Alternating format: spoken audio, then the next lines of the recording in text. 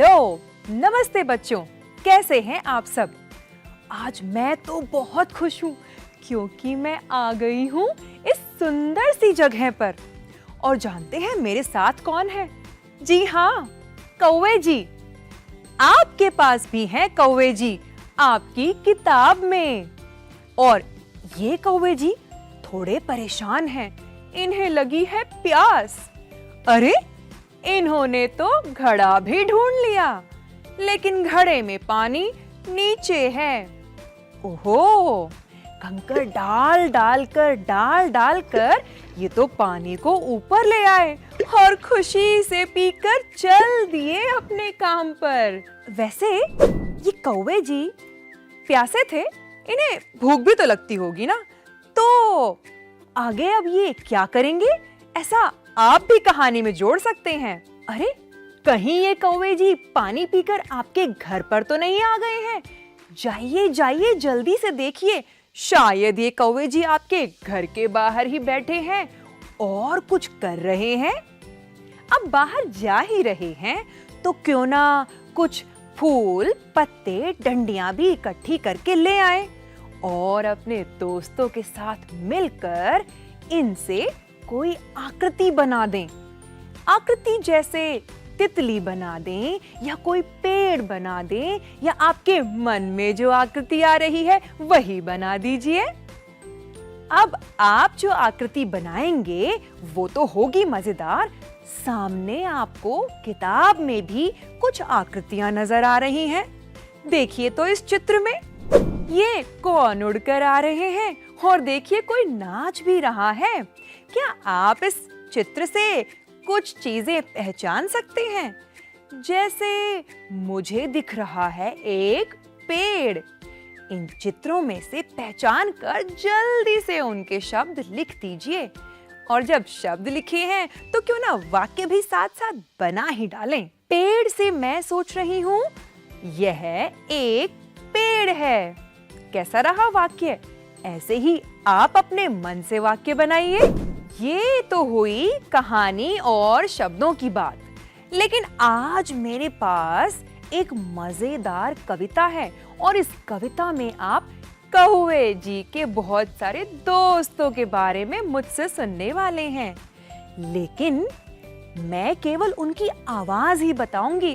अब आप ही पहचानिए उनकी आवाजें सुनकर कि ये कौन परिंदा बोले चूं चूं, कौन परिंदा गुटर गू, कौन परिंदा पीहू पीहू, कौन परिंदा कुकड़ू कू, कौन परिंदा बोले काव काव, कौन परिंदा बोले कूहू कूहू, कौन परिंदा बोले टे टे, नकल उतारे हूबहू। जी, इसमें आए हमारे कौवे जी के ढेर सारे दोस्त और बार बार एक शब्द आया। वह शब्द है कौन, जिसका अर्थ तो आप जानते ही हैं। क्यों ना इस कविता में सभी कौन शब्द पर हम गोला लगा दें। अरे, ये क्या इतना सुंदर पेड़ और उसके पत्ते, उन पर तो लिखे हैं अक्षर। इन अक्षरों को जोड़कर क्या हम कोई नया शब्द भी बना सकते हैं? जी हाँ, चलिए कोशिश करते हैं और इन शब्दों को जोड़कर बना देते हैं कुछ नए नए शब्द।